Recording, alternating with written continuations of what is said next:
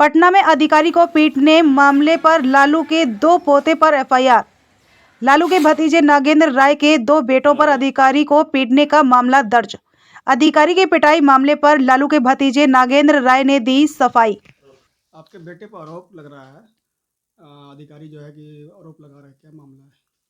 देखिए, जो भी आरोप लग रहा है वो टोटल ही निराधार लग रहा है। झूठा केस किया गया है मेरे बच्चों के भविष्य को खराब करने के लिए। इसके पीछे बीजेपी के जितने भी लोग हैं, ये मनीष कुमार भी बीजेपी का है, और अभिमन्यु जो रामकृपाल का बेटा है, ये जितने भी गुंडा किस्म के जो लोग हैं उसके साथ में जुड़े हुए हैं। मनीष कुमार भी एक गुंडा तत्व का वो बिल्डर है, और हमारा जो है उससे विवाद चल रहा था, या इस कॉलोनी का विवाद जो चल रहा था, ये अवैध अपार्टमेंट यहाँ नगर परिषद को मिला करके, रेरा को मिला के अभी भी अवैध कंस्ट्रक्शन कर रहा है, जिसका हमने मुख्यमंत्री जी के यहाँ आपको हाई कोर्ट में, नगर परिषद में, रेरा में, सब में दिया।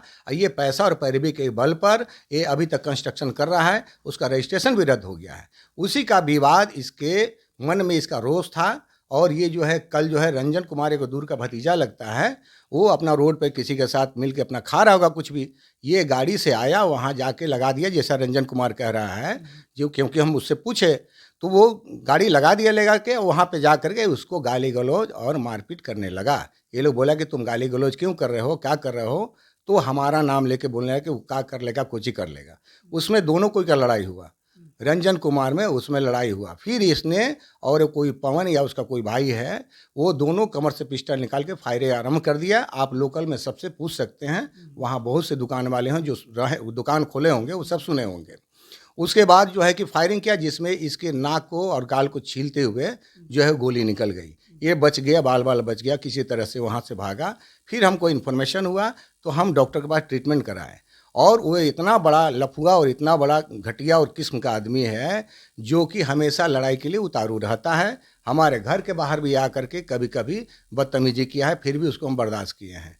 और आज जो है उन लोगों से लड़ाई करके, और जो है कि इस तरह का माहौल बना के मेरे दोनों बच्चों को इन्वॉल्व किया केस में, जिसमें जो कार्यपालक की बात हो रही है, वो हमको पता चला कि उन लोग के साथ ही थे। और उसमें जो गोली चला तो भगदड़ मचा, उसमें कुछ ईंटा पत्थर हुआ होगा जिसमें उसको लगा होगा। तो कार्यपालक के अभियंता जो है उनके साथ वो क्या कर रहे थे और उसके साथ क्या रिश्ता है इन लोग का।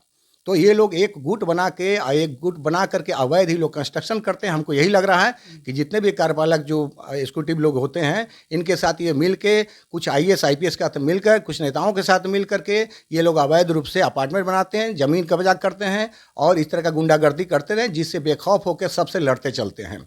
और आज वही माहौल हुआ कि आज उसमें कोई इंजर्ड हुआ, जो हमको कल पता चला। और उसमें जो उसका कोई रिश्तेदार चचेरा जो कोई भाई था, वो ये किया, एप्लीकेशन दिया, जिसमें उसको जानकारी भी नहीं है, ना हम लोग जान रहे, ना मेरा बच्चा जान रहा, ना वो भी हम लोग को पहचानता होगा। तो वो उसके साथ था, उसमें लगा। तो जब जानता ही नहीं तो कैसे हमारे बच्चों के बारे में बोल सकता है कि वो लोग इन्वॉल्व है? वो क्यों इन्वॉल्व होगा? वो लोग अपना काम करता, अपना पढ़ाई करता है। वो लोग एक रेस्टोरेंट में अपना बर्थडे पार्टी मना रहा है, और उसमें इन्वॉल्व करके उसको जानबूझ के दिया, क्योंकि रंजन जानता कि रंजन हमारा दूर का रिश्तेदार है। उसी में जो है कि ये खुन्नस में जो है उसको सिखा पढ़ा करके, और जो है कि केस करवाया गया है और पैरवी करवाया गया है। पैरवी कहाँ कहाँ से हो रहा है इसका, एक जो है कि वहाँ बोरिंग रोड में अन्नू सिंह है, वो सभी गुंडा किस्म का आदमी है। ये लोग कॉन्ट्रैक्टी करता है। और कोई हमारे रिटायर कोई जज हैं दिनेश बाबू, उनका मुसाला लगते हैं। और ये लोग मिल करके एक पावर बना करके ये लोग हमेशा लोगों पे दबाव बनाते हैं, लोगों को क्रश करते हैं लोग। और इसी में हमारे दोनों बच्चों को छवि खराब करने के लिए, उसके लाइफ को खराब करने, उसके करियर खराब करने के लिए ये हमारे बच्चों पे एक केस किया गया है। पुलिस बिना इंक्वायरी का, बिना कोई जानकारी का ये कैसे केस कर सकती है कि हमारा बच्चा इन्वॉल्व है? और किसी के कहने पे बिना इंक्वायरी का आप एफआईआर कर रहे हैं, तो हमारे बच्चों का भविष्य बर्बाद कर रहे हैं ना। हमारे बच्चों का कोई आपराधिक कोई मामला नहीं है। ये लोग पढ़ाई लिखाई करते हैं, एक कॉन्ट्रैक्टी का काम करता है, एक पायलट का अपना ट्रेनिंग कर रहा है।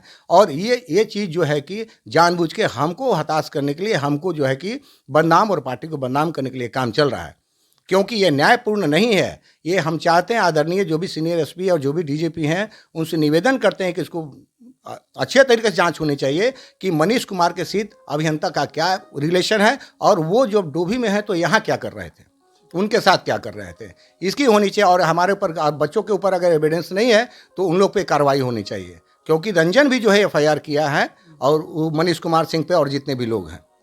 और उसको रंजन कुमार को इंजरी के बहाने थाना जो है बुला करके और उसको डिटेन कर लिया गया। लेकिन रंजन के बरामदी तो आपके घर से हुई है। हमारे घर में तो पढ़ता है ना, तो पढ़ता है, तो पढ़ने वाला लड़का हमारे घर में है और उसके साथ में ये घटना हुआ, तो उस घटना में हमने खुद बोला है पुलिस को, पुलिस आई थी और हमने उसको बोला कि इसके साथ ऐसा हुआ, लेकिन हम विवाद नहीं चाहते थे, इसलिए उन्होंने केस नहीं किए। तब जब हम देखे कि इस तरह का बात हो गया, तब केस किया गया और उसका इंजरी हुआ और उसके बाद जो है कि उसको डिटेन करके अभी रखा हुआ है। अब वो हर तरह से पुलिस किसके दबाव में हमारे बच्चों के ऊपर, चाहे उसके रंजन के ऊपर ये किया जा रहा है, जो घायल हुआ, जो ये हुआ, उसको वहीं डिटेन करके रखा गया है। और मनीष कुमार पे कोई कार्रवाई नहीं, क्योंकि वो पावरफुल है, परिविकार है, बीजेपी में दबंग लोगों से उसका संपर्क है, जिसके कारण उसका मन बढ़ा हुआ है और उसी का परिणाम है कि आज मेरे बच्चों को भी इन्वॉल्व कर रहा है वो।